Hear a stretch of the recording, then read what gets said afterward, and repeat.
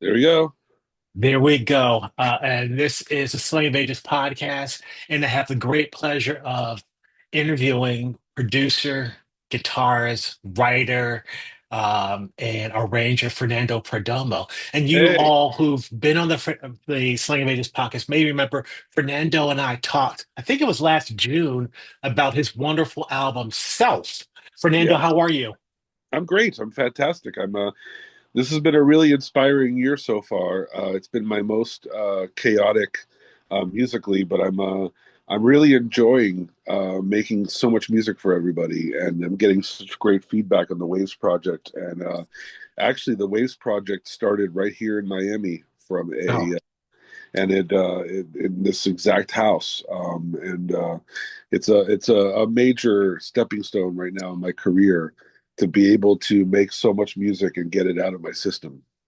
Well, that's amazing. I mean, like I said, we talked last year Hmm. about Self, which was a wonderful album with I really am proud of it.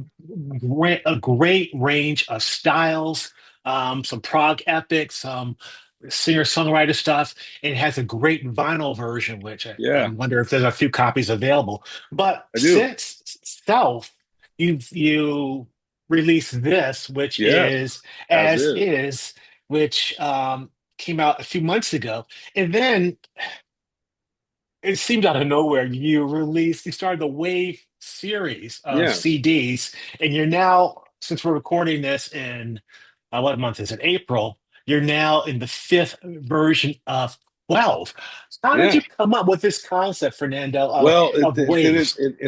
I didn't come up with it. It landed on my lap.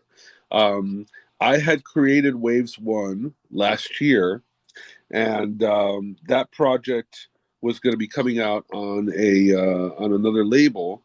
And when that didn't work out, I was going to release it on my own, and I had another cover for it. And it was around Christmas that I sent the text message to my friend Joe Galdo, who is a former producer, studio owner, drummer extraordinaire. And I sent him a Christmas message, and he wrote back, having a great time, retired in Ormond Beach. This is my view. And he sent a panoramic photo of the beach that's behind his retirement house. And it Mhm. was the most beautiful photo, which is the photo you just showed of Waves One. And I said, Joe, that's absolutely gorgeous. I'm putting out an album called Waves, and I was wondering if I could use that as the cover. And he said, absolutely, bro. Now, here's the funny thing. The next day, he sent me randomly 11 more photos and said, are you sure you want to use that one? These are better. And I said, wait a minute. I've got 12 of these amazing photos. Can I use all 12 of them and release 12 albums this year? And he said, absolutely. Now, Joe has always been a big fan of me. We've done sessions together, we've done shows together. He was a big part of the Gloria Stefan machine, sound machine. Mhm. But before that, he was the drummer for a band called Foxy that had a hit called Get Off in the disco era. And then he went on to drum for Robert Palmer and Crosby, Stills and Nash. And he Wow. was their drummer in the 80s tours. And amazing guy. And then he went on to open up a studio called South Beach Studios, which was the house of Tom Lord Alge, the Mhm. engineer. And now he's retired and enjoying life and taking pictures. And these photos are spectacular. And I never thought that Joe Galdo would be my Storm Thurgeson. So there you go. You're using them for all of the Wave series? Yeah, and he's amazing, and he's really great, and a really nice friend. And he insisted on buying all the CDs. I was going to send him all the CDs. He's like, "No, bro, give me the link." And he bought all my records, which was really cool. He's a very nice guy. Yeah, the artwork is amazing. And I know when we talked about Self last year, we talked about that particular cover as well. So you do a great job with the artwork. But what impresses me most about the Waves series thus far is that the music is so consistently good and it helps bring you in the theme of Waves. That being said, we talked about this the last time, I know. You produce a lot of music, which you put on your Patreon page for your Yeah. followers there, which is totally different. I'm just amazing you can produce so much music. Well, I live in a studio. My joke is that if I slept walk, I'd run into a drum kit, into a cymbal. But Ah, my whole thing is I live for it, and nothing inspires me than putting a guitar in my hand. And I come up with stuff every day. And while people might record it onto their voicemails or voice recorders, or just write it down or whatever, I immediately go for it. And the process of creating these songs is usually very rapid. And it usually starts off with recording a guitar part to a click track, and then I get behind the drums, and that's when the songs really come alive. And then I start adding bass, other guitars, keyboards, and it's a pretty rapid process. But you know what? Now I've interviewed a lot of one man bands. I've interviewed a lot of people that do what I do, and everyone has a different way of doing it, but my way seems to be something that a lot of people do, which is just kind of have to put yourself in a mindset that Fernando the bass player and Fernando the drummer are different people, which is something that I explored in my "Who I Really Am" video, where I kind of gave everybody names: Barry right, DeBose from self, and right. and Napoleon Slice. But you know, those guys are still alive in me, and when I record these songs, well, one of the things that I realized recently is when I'm releasing 120 songs this year, I can't repeat myself. So it makes me more inspired to create new sounds, try new gear, try new plugins, try new stuff, and explore genres that I haven't explored yet, because there's nothing worse than getting a CD from someone and finding out that they're just, going through the motions and repeating the winning process from the last album. So I feel like there's a progression going on. Every album has its own vibe, and five to me is the best one yet, because I'm really going there with styles and stuff, and uh, a lot of it is also kind of journalistic. There was a popular video I posted last month about me being on tour with Marshall Crenshaw and being in Minnesota, where somebody told me I don't look like a Fernando. So it kind of inspired this like Western sounding standoff sounding song that's on the new record.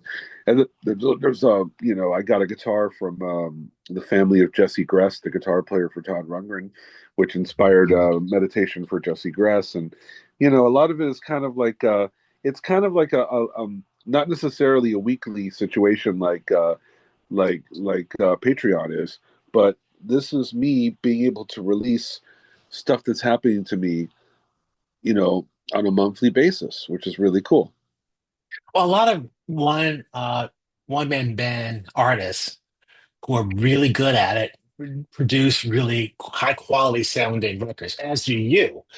I think my guess, Fernando, is the challenge is to bring all that together in an album and with a theme, even though there's no vocals on waves one, two, three, and four, I believe. Yeah.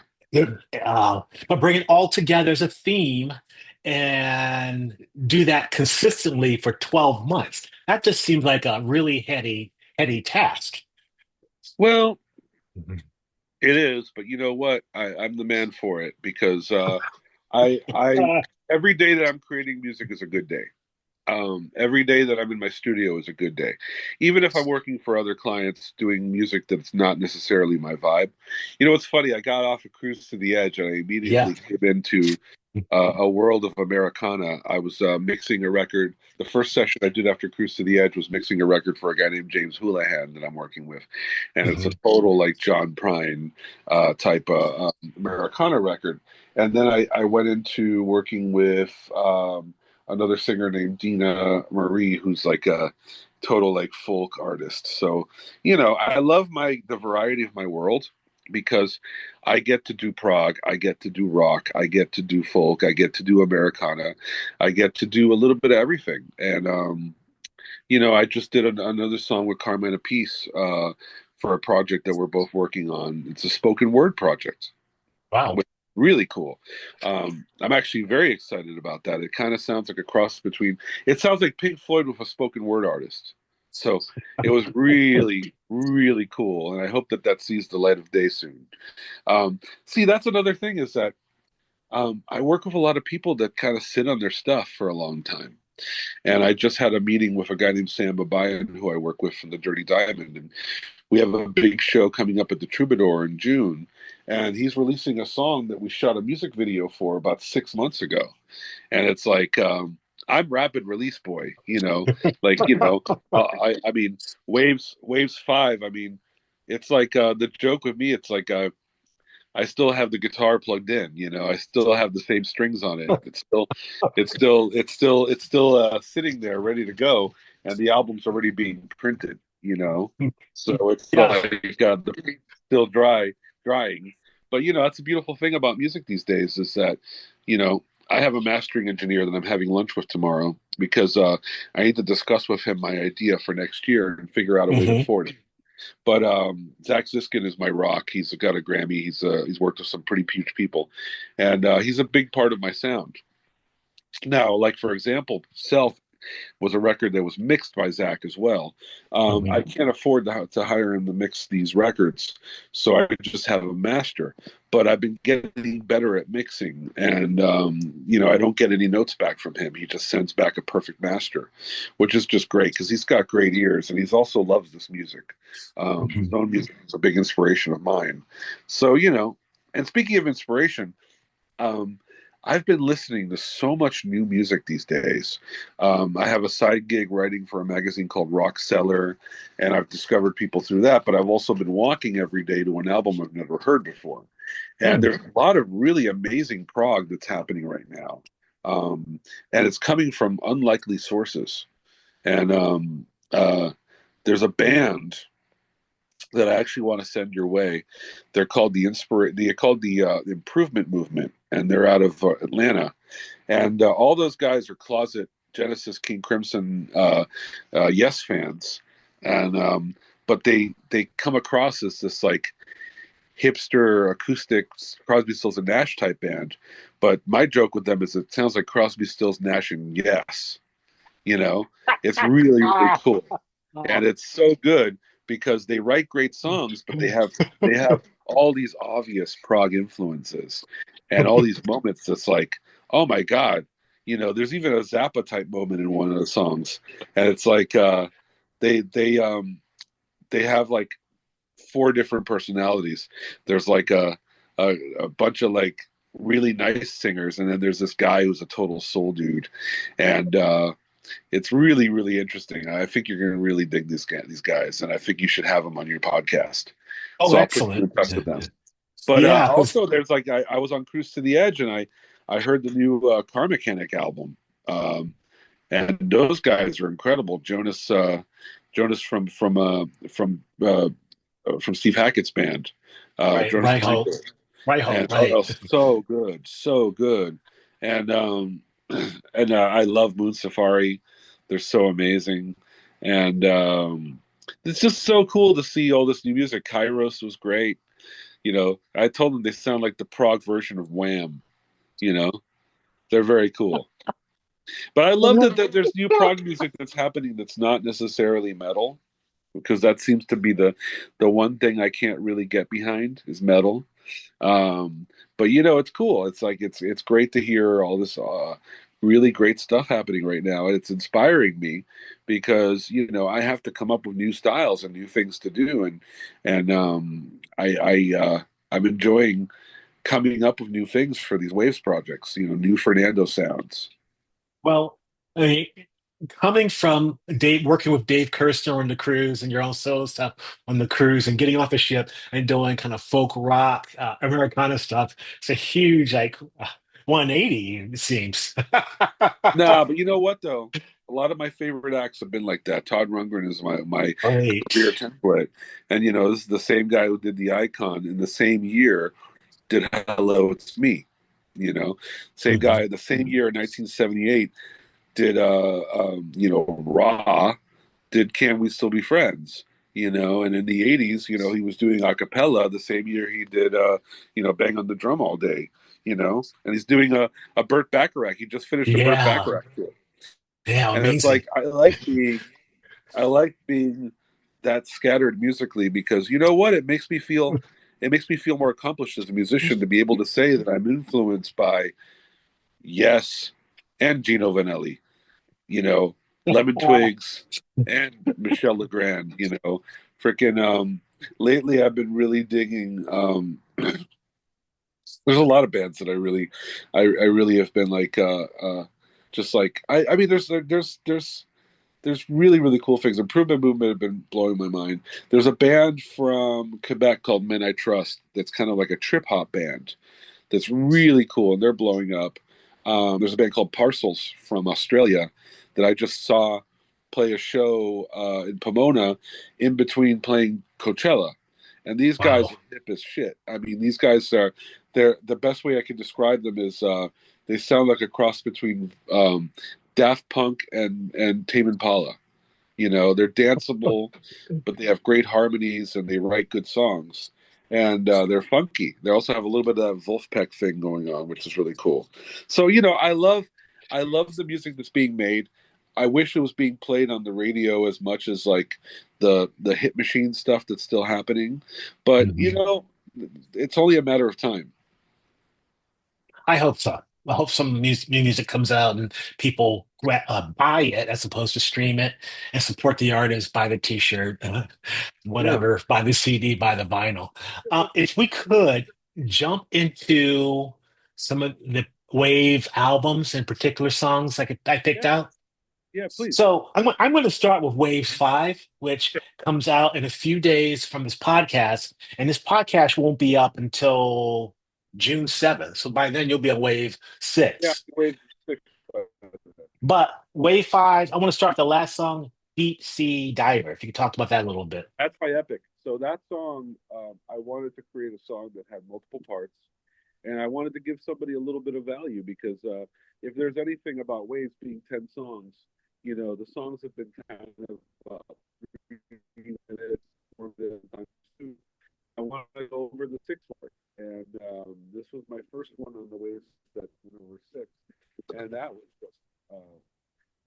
I wanted to be epic, and I wanted to sound like a lot of the deep sea stuff that I've been obsessed with my entire life. There's entire worlds down there that are dark.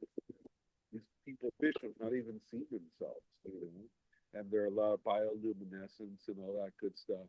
And it's I wanted it to be a journey, and I wanted it to almost have that feel like what's funny is that as much as the person who loves the Jacques Cousteau nature of that stuff, I also am obsessed with the cover of Deceptive Bends by 10cc. So I love Hmm. that of the dive suit, the old like metal dive suit. But I loved also the concept of just like, it's a one man mission and you go down as far as you can and decompression and all that stuff. So I wanted the song to be as epic as the concept of deep sea diving. Wonderful. So I'm going to go to one more song on Waves 5 and go backward from that. I'm going to Perfect. start with the first song, which is Meditation for Jesse Yes. Gress. So Jesse was a friend of mine, and Jesse was a friend. Oh man, I'll just announce something on the show. I've worked with Jesse. I've worked with the guy. I've worked with Rick Springfield, and it's happened a couple times in person. But there is a Raspberries tribute album coming by June by June 7th, and the lead off track is "Go All the Way" by Rick Springfield, Hmm. and I produced it. I executive produced that track, but I produced the whole album with a guy named Ken Sharp, and it's again one hand in the prog, one hand in the power pop, and I love the fact that there are some tracks by the Raspberries that do lean into that prog thing. Because, man, when you think about it, Eric Carmen's "All by Myself." There's so many prog elements in that song. I mean, Hmm. he ripped off Rachmaninoff, and it's like, he didn't realize that Rachmaninoff was still in the not in the public domain, and he got sued by the daughters of Rachmaninoff. But there's a song called "I Can Remember" by the Raspberries, which is just amazing. So again, I work with Dave Kersner. I've worked with Rick Springfield. I tour with Marshall Crenshaw. I've worked with Nectar. I've worked with Curved Air. It's like I love the fact that I'm so scattered. But speaking of scattered, so Jesse Gress was the guitar player for Todd Rundgren for about 25 years. Todd's personal right hand man, amazingly talented, also a writer. He wrote for Guitar Player magazine, and he wrote Mhm. books, and he was a specialist on the style of Jeff Beck. And he passed away after a very valiant fight with cancer in 2023. And his wife, Mary Lou, who used to be Todd Rundgren's road manager, Mary Lou Arnold, was Mhm. selling some of his guitars, and I was able to acquire his number two guitars. Number one guitar staying with the family. It's a cool Fender Jack Strat. This Variax is a guitar that I've always loved the Line 6 Variax guitar because it's a digital guitar that can get sounds 12 string. Steve Howe uses a Variax for the last Mhm. 30 years to do his acoustic guitar and sitar sounds with Yes. It's the guitar that he has in the stand. And this is the high-end version by a maker named James Tyler. And it's an Mhm. incredible guitar. And it's still set up with Jesse's spec. And I've been writing a lot with it. And I used it a lot on Waves 5. And this was the first thing I wrote on the guitar. And it was a meditation sounding song. So I thought it would be a really cool. Some records start hard. This record starts soft, and I wanted it to be an ease in. And I wrote it, and it's. I was thinking about Jesse, and when a musician passes away, he lives on. He or she live on in their music and their instruments, and I feel like his soul's in that guitar. So it's really been inspiring to play Jesse's guitar. And this album, Fantastic. Waves 5, is dedicated to Jesse and Mary Lou. Great. Thank you for that. And you mentioned when you write a song, you usually just pick up a guitar and start working on some chords. Did the process change from the beginning of Waves to where you are now in terms of Wave Five? Waves Yeah, Five? most of the songs start on guitar. Some of the songs might start with a drum part. Some of the songs Mhm. might start with a groove. But most of the time, I pick up a guitar, I come up with an idea, and I start working on it. And the process is so easy because my workstation is my studio. So it's not like I'm working up a song. A lot of people don't live in their studios. So they'll come up with a song and then get in a car. And in that time, they might forget it. I'm immediately there. So it's like, every time I come up with something, I could capture it in the best quality, you know? So I came up with the idea, I came up with the licks, and I just started recording and I started filming, and that's why I was able to make a video for it. So Mhm. it's And in terms of sequencing of your Waves series, how do you decide which song goes where? Does it matter? well, I knew Deep Sea Diver was going to be the closing track. Originally, the opening track was going to be, I was thinking of having it start heavy, but it Mhm. ended up being a situation where the Jesse Gress song it would probably close a record, but since Deep Sea Diver was closing, I thought let's build the energy and have it start soft and then eventually grow. Okay, cool. All right, let's, if we could, go back to Waves 4, and I'm Yeah. going to pull out two songs from that as well. I'll start with track 6, which is The Most Beautiful Giant. Oh, yeah. Okay, so um, I I love Instagram, and one of the things about Instagram is there's some very amazing, inspiring, and very interesting women on there that have always been piqued my interest. And one of them was a woman who is her name is Katie Wools, and she's been making international news because she is a 7 foot tall Instagram model Wow. and she's a giant. I mean, her videos are so funny because she's always doing stuff that's exaggerates the fact that she's so tall. Mhm. And I just thought, I'd kind of write this little tribute for her. and it was a really cool thing because I kind of imagined, living this world as the tallest woman in town, because there's a very popular video that she posts where she's walking around London, and she's a full, like, I mean, everyone's down, everyone's is so much shorter than her, and she's, towering over everybody. So it's like I kind of wanted to write a song that had a little bit of that vibe. And also, when I think of London, I think of the Who. So Mm, the song was inspired by the Who, and I wanted it to be, because it's something that Pete Townsend would write about. Because one of my favorite things about Pete Townsend is he was always writing about other people, and one of my favorite songs of theirs is called "Glow Girl," and that's the one where about the girl who goes on a plane flight and crashes, and it's the plane. It's like kind of like describing a plane crash from inside, and I always loved that one because it starts off as her packing, and it's like I love the way he describes, these people's lives, and then things go for the worse because it's like I'm actually currently working on a rock opera with a lyricist named Sarah Malik. And so I've been listening to The Who a lot, trying to get inspiration from my favorite rock opera, which is Tommy. So, that was me kind of channeling The Who, writing about the what it's like to be the world's tallest woman, you know and she's not the world's tallest woman, but she's definitely the tallest woman on Instagram. So the song is called "The Most Beautiful Giant," and then "Tall Girl Katie," which is her Instagram handle. fantastic. Modern. Um, Modern. we could talk about Quadrophenia versus Tommy all night too. But Oh, and both that's incredible, another both very podcast. influential to me. I like Tommy better because my biggest issue with Quadrophenia is repetition. Mm, And interesting. because they could have done the repetition more more interesting. I just feel like it repeats, and it's like almost the same recording, Mm, the way interesting it point. repeats. Like, and actually, that's one of the things that I've been talking with Sarah a lot is having repetitive musical motifs, but we're doing it the right way and like really putting these like Easter eggs in, you know, where you feel it but you don't really hear it. Mhm. Yeah, it's No, that cool. makes sense. All right, let's jump to Waves 3.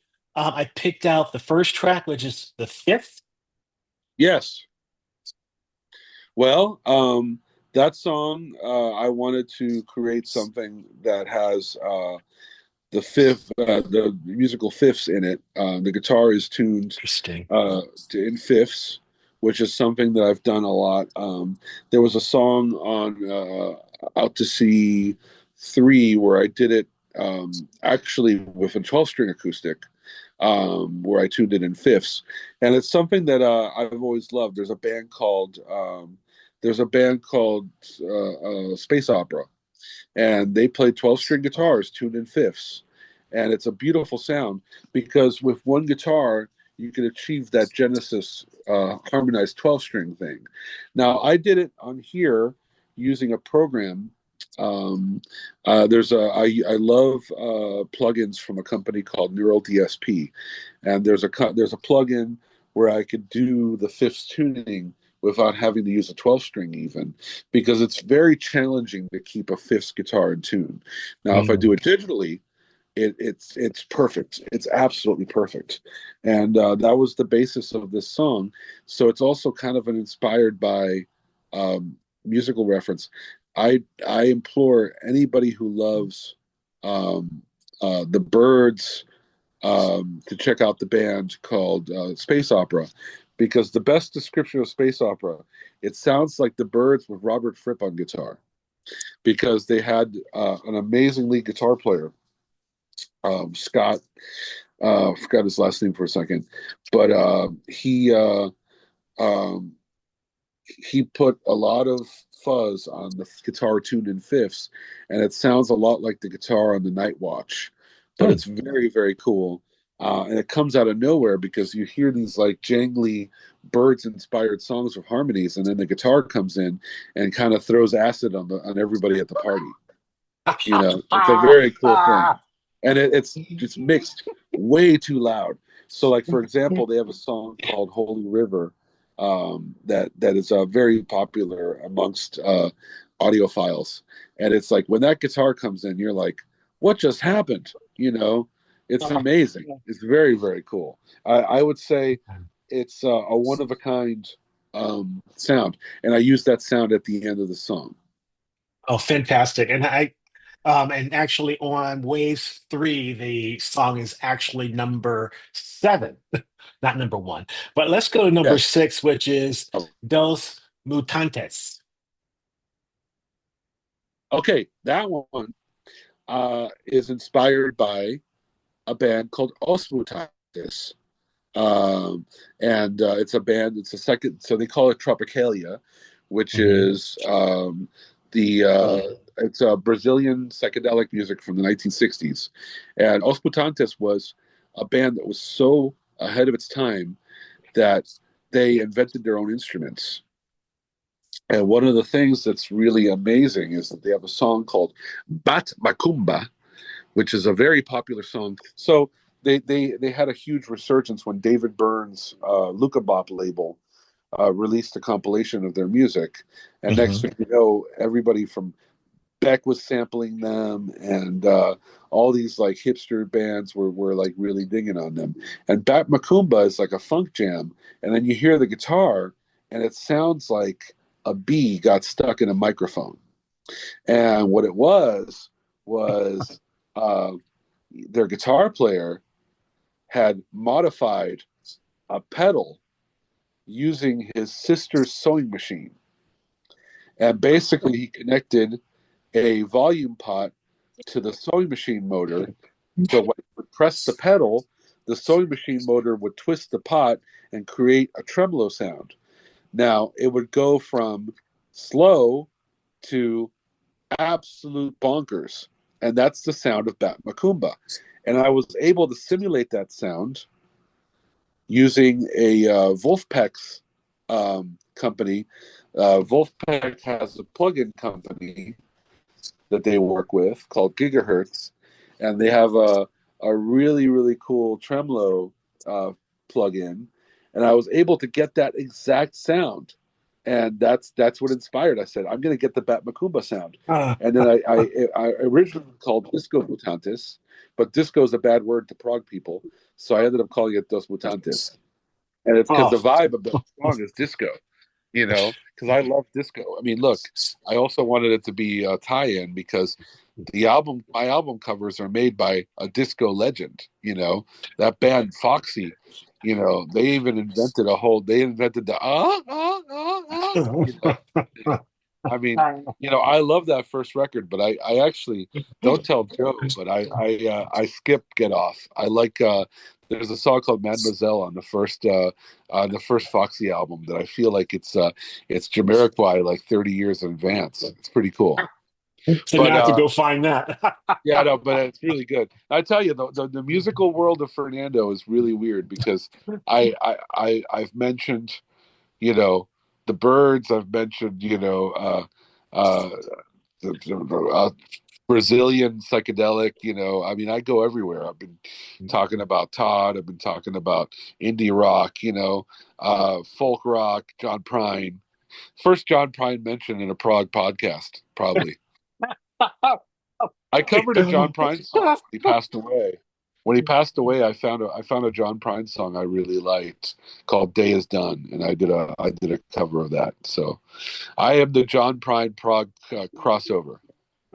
And I know very little about John Prine besides Angels from Montgomery. That's it. Exactly, which is a song that I don't ever have to hear again. It's okay. It's okay. It's just one of those things. It's like Oh don't my ever God. say, don't ever. Okay, don't ever say, don't. All right, older white man. Don't ever write a song that the first lyric is "I'm an old woman." Come on. First of all, old is the shortest four-letter word to me. I'm 44 going on 73. for many Ah, reasons. And okay, I don't. so I think old is the shittiest four-letter word. Not I even will four letters. So plug come on. I will plug the Bonnie Raitt version on the No Nukes album from 1979 as being my Yes, no favorite nukes. version. Oh my That's God, that was a great version. that record, dude. That record is freaking ridiculous. No nukes. Oh yeah. Okay, Fernando, two more songs from the first two Waves Okay, albums. cool. Black Mountain from Waves 2. Black Mountain Oh, Blue Sky, I think it is. Black Mountain Blue Sky. okay. That song was inspired by New Zealand. I was in New Zealand for the New Year's, and I was playing a festival in New Zealand. Oh, you know what's funny? I was in the air for New Year's because they flew me out on the 30th, and I flew in a time warp. I asked the lady, I'm like, what year am I landing in? And she says 2025. And I'm like, it was my first time ever not experiencing a New Year's countdown because everyone was sleeping on a plane. And then I landed in New Zealand and I played this festival. And it was the most beautiful, naturally, the most beautiful place in the world. And the stage had this huge black mountain behind it with a blue sky. And I said Black Mountain, Blue Sky, because I love the idea of like of opposites, and it's like this mysterious dark mountain and this beautiful cloudless blue sky. And I said, okay, I'm going to write a song called Black Mountain, Blue Sky, and that's one of the songs that I wrote on the porch of the house of a guy named Craig Smith, aka the Wonky Donkey Man, who wrote the number one children's book of 2018, and he has this beautiful house in Queensland that overlooks the mountains, the blue sky, the golf course. And I was just like, I wrote 6 songs on his porch, on his beautiful Australian guitars. And I Wow. actually recorded some of the guitars at his house because I had a free day there before flying to the airport, before driving to the airport. And I just set up a studio in his living room with this beautiful view, recording on his beautiful Australian guitars. And I was so inspired. It was so great. No, fantastic. Yeah, great song. And then the song I picked from Waves, was Mind Reader. Which one? Mind Reader. Oh yeah, man. Mind Reader. Well, that one was. I wanted to create the most 1978 sounding prog song, and it was mysterious, and I liked the idea of having a song that sounds like magic and sounds like your mind is being read by someone, and I also liked. I wanted it to sound like it could be the soundtrack to a movie called Mind Reader. So Mm. that's the vibe. And again, it's like the hardest thing sometimes about instrumentals is coming up with a name. And I like being descriptive of what the music sounds like. So Tall Girl Katie definitely sounds like a giant walking around in this town. Mind Reader sounds like you're being analyzed by someone who's getting into your head. You know, it's cool. Yeah, I it love is cool. I love it. If you go to Toto Land, I mean, Child's Anthem definitely sounds like it could be the anthem to some like children's movie. And it's great. Freaking it's a beautiful thing to write instrumentals because it can be taken in so many different ways because you're not stating the plot. You're not like you know there's no subtitles. You're watching it Hmm. at value. So creating instrumental music is an art form, and I love it. You know? And you're right, it could mean so many different things to so many different people. And when I listen to instrumentals, I try to figure out, hey, what is this instrument? And with you, Yeah. you have such a variety of instruments.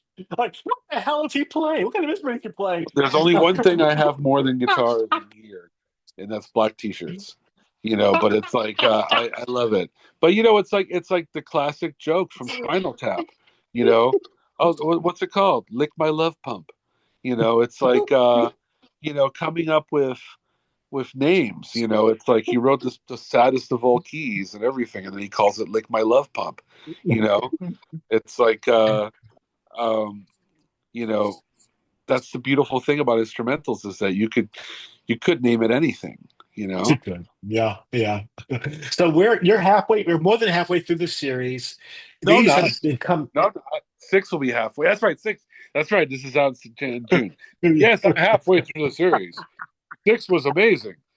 I got the London Symphony Orchestra and the Moron Tabernacle Choir to sing on it. It's great. well, I haven't even I mean the thing about this is I haven't digested five after No, it's okay. listening to it and any changes in terms of where the series is going to go from here forward to the end of the year? It's gonna end up killing me. So I'm gonna just come up with a bunch of ideas. Next thing you know, I'll be playing some type of like steam powered organ that blows up in my face. You know, I'm gonna come up with something ridiculous. Next thing you know, I'm gonna be hanging off the roof. You know, try to do a vocal through a Leslie speaker, and I'm gonna fall and break. No, you know what? I don't plan these things. You know, you never know, man. Waves 8 might be polka.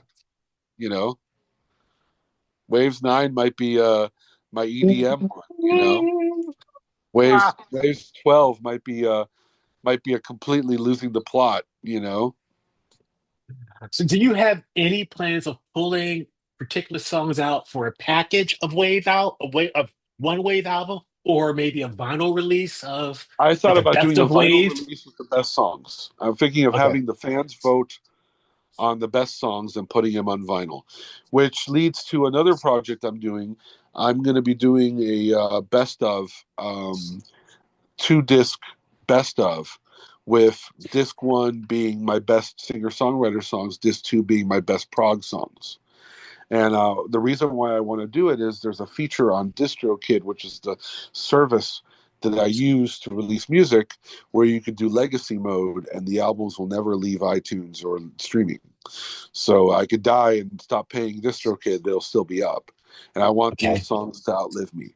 So it'll be like a cool best of. I'm also working on this rock opera, and then I already have 2 concepts for next year. One of them is the main one. It's all going to be it's all going to come down to my meeting I have tomorrow with my mastering engineer, Mhm. because I do have a crazy idea, and then I have another 12er. So you know, it's either going to be a 12er or something even nuttier. So we'll see Okay. how it goes. But the Oh, that's 12er, fantastic. I'm going to do the 12er eventually, because I'm starting to compile covers for the 12er concept for next year. Mhm. You know, and I've actually got multiple artists this time, so we'll see how it goes, and it's gonna be great. I can't see myself doing less than 12 albums for the rest of my life, That's amazing, Fernando. That's because absolutely amazing. what's the point? You know, oh, he's only putting out 2 albums this year. What a slacker! Ah, I don't think anyone who listened to your music will ever call you a slacker because the quality is consistently You've great. never lived And with me. You never lived with me. You know, it's like when I'm ah, not making music, I am a hibernating bear. well, you've been on the road for a lot. I mean, you Marshall Crenshaw stuff that tour was a lot. Are you going to be on the Well, road this Marshall year used as to play well? 140 shows a year. Now Hmm. that he's 70, it's like we're looking at about 40. Hmm. And but he says he's got a new compilation coming out in August that I was actually a part of, and he's gonna promote that. So we're looking at some nice stuff in September, October, November, Good, and we're because I know playing a we big talked. festival in Lexington called Bourbon and Blues. And man, we're on the bill with Ringo Starr. We're on the bill with Wow, Lumineers. We're on the bill with Collective Soul, Gin Blossoms, and RBQ. It's a really cool thing. We're playing on the first day, and that's in September. that's fantastic. Be great to see you on stage And with I also him. have a new album coming out. I also have a new album coming out from my project called Broken Sound, and we're in the mixing process of that. That's coming out in August. Broken Sound, is that with Matt? No, that's not Tech U is a different project. That's Tech U Perdomo. Okay. That's not Tech U Fernando Perdomo. This is with a guy named Michael Collins, and it's the bass and drums project that I put out an album from 2 years ago, and this is the follow-up album. And it's indie rock, and it's indie rock with prog leanings, and it's just bass and drums and vocals. Fantastic. Anything else you want to mention, Fernando? Well, There's a new project that me and Dave Kersner and Billy Sherwood are working on. That's going to be really cool. And Dave has two new solo albums coming out soon. And I have worked on a project in Holland called Private Plane, which is a yacht rock project. I'm going to be on the Blue Cruise in August, playing with my yacht rock group, Fernando Perdomo's Yacht Club, which is going to be Boston based for this trip. I've got John Wow. Pohida, who's amazing, Peter Moore, and again, John Starr from Player, the band Player, Baby Come Back. And then I've got a lot of really good stuff happening. God knows what else I'm going to get my ass into. Really, it's like um, I've been really enjoying music with no agenda. Well, I certainly love the Waves series. I'm glad I can catch you almost halfway through the series. I do want to get back with you in 6, 7 months to talk about what you've done since, and also at the conclusion of the Wave series, any compilations you have from the Wave series. I do plan on writing a compilation. Oh, I can't say the word. A collection of Wave songs from my favorites. So that's why I asked about particular songs from each Yeah, hey album. man, that's gonna count. It's kind of like the fan vote. Well, like right now we're talking on the day after they announced the official inductees for the Rock and Roll Hall of Fame, and it's like there's Yes. the fan vote that don't mean shit because Fish was like it's the same thing that Yes happened with Yes. Yes won Yep. the fan vote and didn't get inducted. Now Fish Yep. won the fan vote and didn't get inducted because really it's all down to Jan Wenner's people, and they don't Yep. like Fish. So we got Chubby Checker and Outcast and but I'm really But glad we Bad Company got in Warren Zevon, which Well, is really thank cool. God Warren Zevon finally got in. Jesus. I know. Now they need to get Harry Nilsson. Yeah, you do. Fernando, I appreciate your time. I know I've taken a lot of it Thanks, today. Preston. I will check back with you, like I said, in a few months.